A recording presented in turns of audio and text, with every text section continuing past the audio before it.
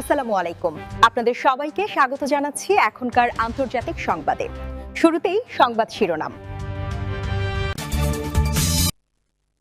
Hormuz প্রণালী খুলে দেয়া হলেও কম জাহাজ চলাচল। সংলাপে যোগ দিতে ইসলামাবাদের পথে ইরানি প্রতিনিধি দল। 10 দফার মধ্যে 3 শর্ত লঙ্ঘন করেছে যুক্তরাষ্ট্র। সংলাপ এখন অযৌক্তিক, ইরানি স্পিকার।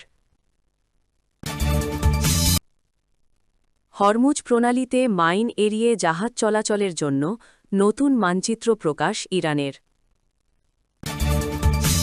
লেবাননে ইসরায়েলের গণহত্যা, বিশ্বজুড়ে তীব্র নিন্দা।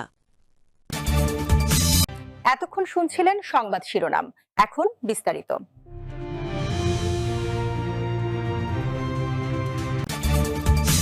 দীর্ঘ উত্তেজনার পর যুক্তরাষ্ট্র ও ইরানের মধ্যে 2 সপ্তাহের একটি সাময়িক যুদ্ধবিরতি পর বিশ্বের অন্যতম গুরুত্বপূর্ণ বাণিজ্যিক নৌপথ হরমুজ প্রণালী খুলে দেয়া হলেও সেখান দিয়ে জাহাজ চলাচল স্বাভাবিক হয়নি। নিউ ইয়র্ক টাইমসের এক বিশেষ প্রতিবেদনে বলা হয়েছে, গত 24 ঘণ্টায় এই প্রণালী দিয়ে তেমন কোনো তেল বা গ্যাসবাহী ট্যাঙ্কার যাতায়াত করেনি, যা বিশ্ব জ্বালানি বাজারে নতুন করে উদ্বেগের সৃষ্টি করেছে। শিপ ট্র্যাকিং সংস্থা কেপলারের তথ্য উদ্ধৃত করে প্রতিবেদনে জানানো হয়, যুদ্ধবিরতি ঘোষণার প্রথম দিনে মাত্র 4টি বাল্ক ক্যারিয়ার পণ্যবাহী জাহাজ এই পথ অতিক্রম করেছে। তবে জ্বালানি তেলের মতো স্পর্শকাতর পণ্যবাহী কোনো জাহাজ এই ঝুঁকিপূর্ণ পথে পা বাড়াতে সাহস করেনি। প্রতিবেদনে বলা হয়েছে, বুধবার লেবাননে ইসরায়েলি বিমান হামলার ঘটনার পর পরিস্থিতি আরও জটিল হয়ে ওঠে। ইরানি রাষ্ট্রীয় গণমাধ্যম দাবি করেছে, এই হামলার প্রতিবাদে হরমুজ প্রণালী আবারও পুরোপুরি বন্ধ করে দেওয়া হয়েছে। যদিও আনুষ্ঠানিকভাবে কোনো নৌ অবরোধ ঘোষণা করা হয়নি, তবে তেহরানের পক্ষ থেকে সতর্ক করা হয়েছে যে তাদের সামরিক বাহিনীর সাথে সমন্বয় ছাড়া কোনো জাহাজের নিরাপত্তা নিশ্চিত করা সম্ভব নয়। কেপলারের মিডিয়া রিলেশনস ম্যানেজার নিকোস পথিথাকিস জানান, কাগজে কলমে প্রণালীটি খোলা থাকার কথা থাকলেও বাস্তবে এটি প্রায় বন্ধই বলা চলে।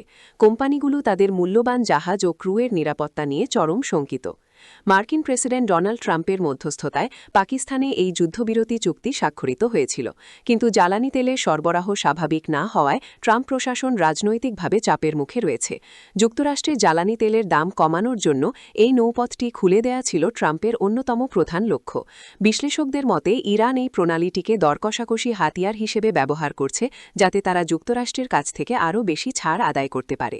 বিমা কোম্পানিগুলো এই পথে জাহাজ চলাচলে সায় দিচ্ছে না। সামুদ্রিক যুদ্ধবিমা বিশ্লেষকরা বলছেন, হরমুজ প্রণালীতে ইরানের পেতে রাখা ওয়াটার মাইন বা জল মাইন নিয়ে বড় ধরনের আতঙ্ক রয়েছে। একটিমাত্র জাহাজে ড্রোন বা মাইন হামলা পুরো করিডরের বিমা সুবিধা বাতিল করার জন্য যথেষ্ট, আর বিমা ছাড়া কোনো আন্তর্জাতিক জাহাজ এই পথে চলাচল করবে না। বর্তমানে ওমান উপসাগর এবং পারস্য উপসাগরের প্রবেশ মুখে কয়েকশো জাহাজ নোঙ্গর করে পরিস্থিতির ওপর নজর রাখছে। আগামী 10 এপ্রিল ইসলামাবাদে প্রস্তাবিত শান্তি আলোচনার ওপরই এখন নির্ভর করছে এই বিশ্ব বাণিজ্যিক ধমনীর ভবিষ্যৎ। মার্কিন প্রতিনিধি দলের সঙ্গে সংলাপে যোগ দিতে আজ বৃহস্পতিবার রাতে ইসলামাবাদের উদ্দেশ্যে রওনা হচ্ছে ইরানি প্রতিনিধি দল।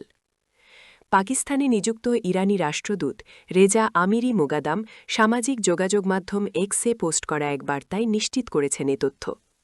এক্স বার্তায় মোগাদাম বলেন, কূটনৈতিক উদ্যোগকে বানচাল করতে ইসরায়েলে ক্ষমতাসীনরা বারবার যুদ্ধবিরতি লঙ্ঘন করছে। তার ফলশ্রুতিতে যুদ্ধাবসান সংলাপ নিয়ে ইরানি জনগণের সন্দিহান। তবে তা সত্ত্বেও পাকিস্তানের প্রধানমন্ত্রী শেহবাজ শরীফের আমন্ত্রণে ইরানের প্রস্তাবিত 10 দফার ভিত্তিতে গুরুত্বপূর্ণ আলোচনার জন্য ইরানি প্রতিনিধি দল আজ রাতে আসছে। গত 28 ফেব্রুয়ারি ইরানের সঙ্গে যুক্তরাষ্ট্র ও ইসরায়েলের যুদ্ধ বাঁধার এক সপ্তাহ পর যুক্তরাষ্ট্রের আহ্বানে এ যুদ্ধের মধ্যস্থতাকারীর ভূমিকায় নামে পাকিস্তান। যুদ্ধাবসানের জন্য গত মার্চের মাঝামাঝি সময়ে পাকিস্তানের মাধ্যমে ইরানকে 15টি পয়েন্ট সম্বলিত একটি প্রস্তাব পাঠিয়েছিল যুক্তরাষ্ট্র। ইরান সেটি প্রত্যাখ্যান করার পর চলতি এপ্রিলের শুরুর দিকে সেই প্রস্তাবের একটি সংশোধিত সংস্করণ ফের তেহরানে পাঠানো হয়।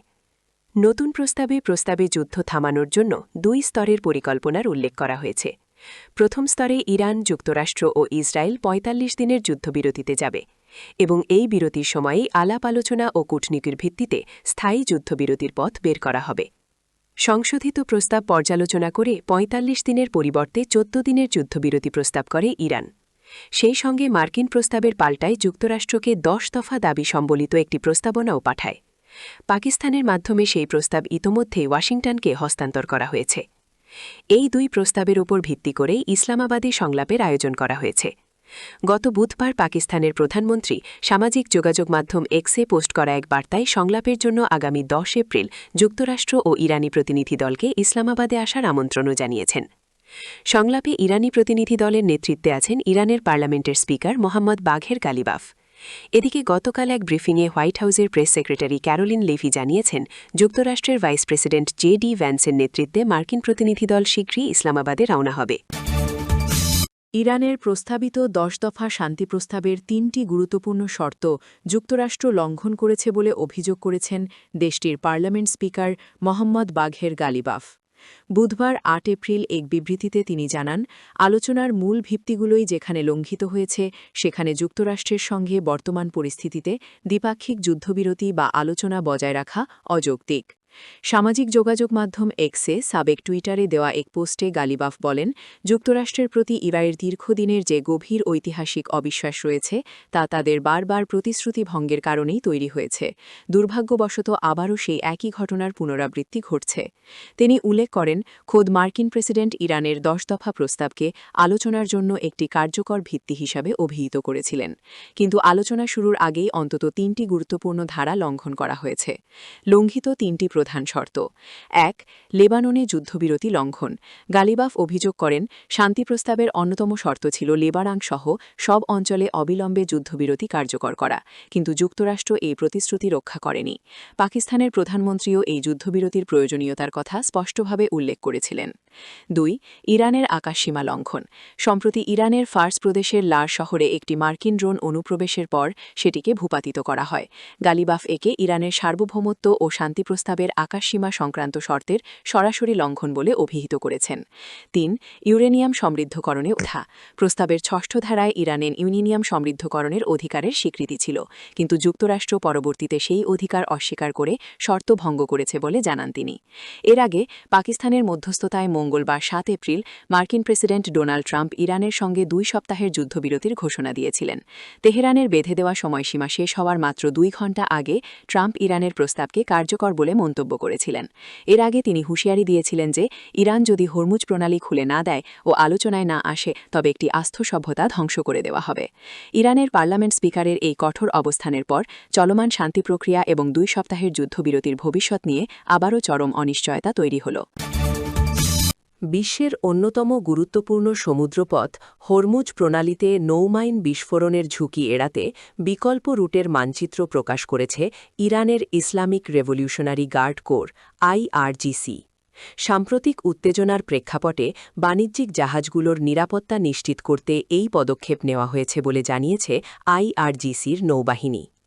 IRGC প্রকাশিত মানচিত্রে প্রণালীর একটি নির্দিষ্ট অংশকে বিপজ্জনক এলাকা হিসাবে চিহ্নিত করা হয়েছে। সংস্থাটির পক্ষ থেকে জানানো হয়েছে, যে কোনো জাহাজকে এই পথে চলাচলের সময় অবশ্যই IRGCর সাথে সমন্বয় করতে হবে। বিশেষ করে আগে যেসব তেলবাহী ট্যাঙ্কার ওমান উপকূল বা প্রণালীর দক্ষিণ দিক দিয়ে চলাচল করত সেগুলোকে এখন উত্তর দিকে সরে এসে ইরানি উপকূলের কাছাকাছি রুট ব্যবহারের নির্দেশ দেওয়া হয়েছে। সামরিক বিশ্লেষকদের মতে পারস্য উপসাগরে নিরাপত্তা জোরদার এবং সম্ভাব্য মাইন দুর্ঘটনা এড়াতে এই বিকল্প রুটের নকশা করা হয়েছে। IRGC সতর্ক করে বলেছে, নির্ধারিত নিরাপদ রুট অনুসরণ না করলে জাহাজগুলো অনাকাঙ্ক্ষিত ঝুঁকির মুখে পড়তে পারে। লেবানন জুড়ে ইসরায়েলের সাম্প্রতিক ভয়াবহ বিমান হামলায় 182 জনের মৃত্যু এবং 890 জন আহত হওয়ার ঘটনায় বিশ্বজুড়ে প্রতিবাদের ঝড় উঠেছে।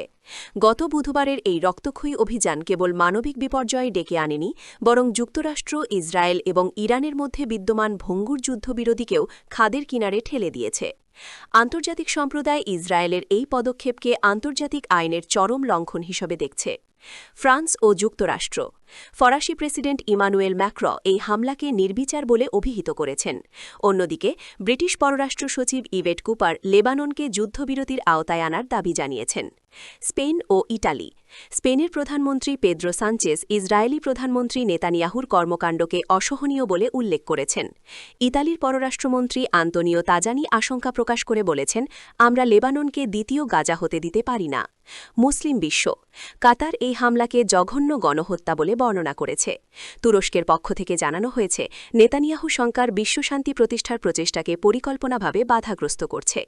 পাকিস্তান স্পষ্টভাবে জানিয়েছে যে তাদের মধ্যস্থতায় হওয়া যুদ্ধবিরতি চুক্তিতে লেবাননও অন্তর্ভুক্ত ছিল। জাতিসংঘ ও রেড ক্রসের উদ্বেগ। জাতিসংঘ মহাসচিব আন্তোনিও গুতেরেস এই হামলার তীব্র নিন্দা জানিয়ে অবিলম্বে শত্রুতা বন্ধের আহ্বান জানিয়েছেন। এছাড়া রেড ক্রস ঘনবসতিপূর্ণ এলাকায় এমন ধ্বংসলীলায় গভীর ক্ষোভ প্রকাশ করেছে। তবে এত সব সমালোচনার মাঝেও নেতানিয়াহু প্রশাসন এবং ট্রাম্প প্রশাসন দাবি করছে যে এই যুদ্ধবিরতি হিজবুল্লার বিরুদ্ধে অভিযানের ক্ষেত্রে প্রযোজ্য নয়।